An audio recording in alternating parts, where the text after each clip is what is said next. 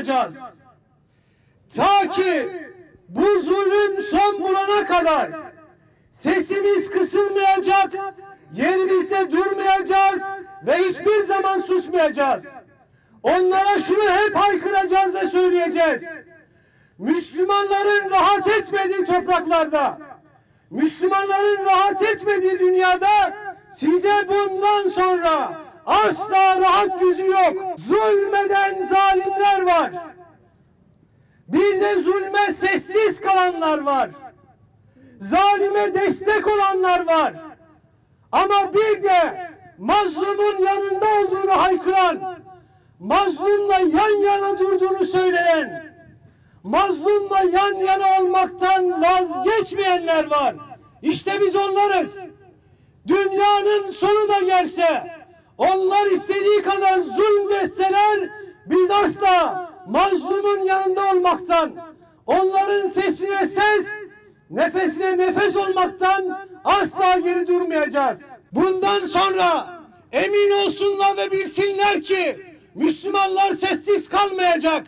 Zulüm bitene kadar, onlar zulmünden vazgeçene kadar bizim olan, dün bizim olan, bugün bizim olan, yarın da bizim olan Filistin'den ve tüm İslam topraklarından çekilene kadar, terk edene kadar onlara rahat yüzü yok.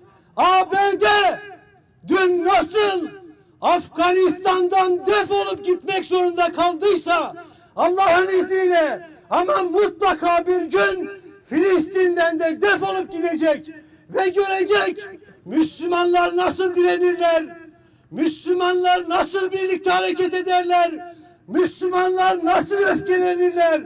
Unutmasınlar, dün o kollarını ve bacaklarını kırdıkları Filistinli çocuklar şimdi büyüdüler.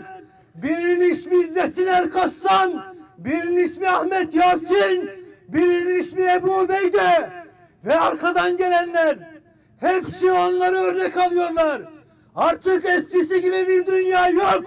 Bu dünyada size bu zulmünüzden vazgeçmediğiniz sürece gülmek yok. Biz rahat etmezsek, Müslümanlar rahat etmezse siz de rahat etmeyeceksiniz. Ve göreceksiniz. Bu sene doğan çocukların içinde ismi en fazla olanlar Ebu Ubeyde olacak. Evlatlarımıza senin ismini koyacağız. Diyeceğiz ki ey Ebu Ubeyde, sen konuş dünya sussun. Sen konuş herkes dinlesin. Sessizlik. Ebu Ubeyde konuşuyor. Söz Ebu Ubeyde'nin. Haydi söyle. Haydi şimdi sen söyle. Nereyi vurdunuz bugün? Kimleri vurdunuz? Kime hesap sordunuz? İzzetinle, şerefinle arkandayız, yanındayız. Sana dua ediyoruz. Bütün ülkeler, İslam ülkelerinin halkları Müslümanların, Filistinli kardeşlerimizin yanındadır. Ama biz, en çok biz senin yanında olmak zorundayız. Tarihi bir birlikteliğimiz var. İmanı birlikteliğimiz olduğu gibi biz Çanakkale'deki o mezar taşlarında sizin isminizi okuyoruz. Mezar taşlarında yazıyor Gazze'den Ebu Ubeyde, Filistin'den Ahmet, Kudüs'ten Mehmet. Mezar taşlarımızda senin ismin yazıyor ey Ebu Ubeyde. Ta ki bu zulüm bitene kadar biz de Allah'a yalvarıyoruz ve dua ediyoruz. Ya Rabbi, bu kadar güzel amellerin içinde, bu izzetli ve şerefli duruşun içinde, bu direnişin içinde bize de yer ver ya Rabbi. İslam ümmetinin içinde anladık ve öğrendik çok yiğit var. Biz diyorduk ki ya Rabbi bize bir Selahaddin gönder. Hamdolsun Allah'a. Bundan sonra Selahaddin'in adı Ebu Ubeyde'dir. Gördük. Çok Selahaddin çıktı. Ve Allah'ın izniyle şimdi Gazze'de binlerce Selahaddin Eyyubi var. Hepsi hazırlanmışlar, kuşanmışlar. O zalimlere yaptıkları bu zulmünün hesabını soracaklar. Bundan sonra Ebu Ubeyde konuşacak, İzzettin Erkaslan adım atacak. Onların sözde parlamenterleri parlamentolarında hüngür hüngür ağlayacak.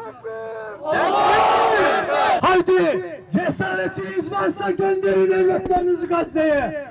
Cesaretiniz varsa ey zalimler, o günah oynayan o çocuklarınızı gönderin bakalım. Filistin kiminmiş, Gazze kiminmiş, Kudüs kiminmiş göreceksiniz. Filistin'i boşaltacaksınız, Filistin'den defolacaksınız da gideceksiniz. Ve tüm İslam ülkelerinden tek tek defolacaksınız.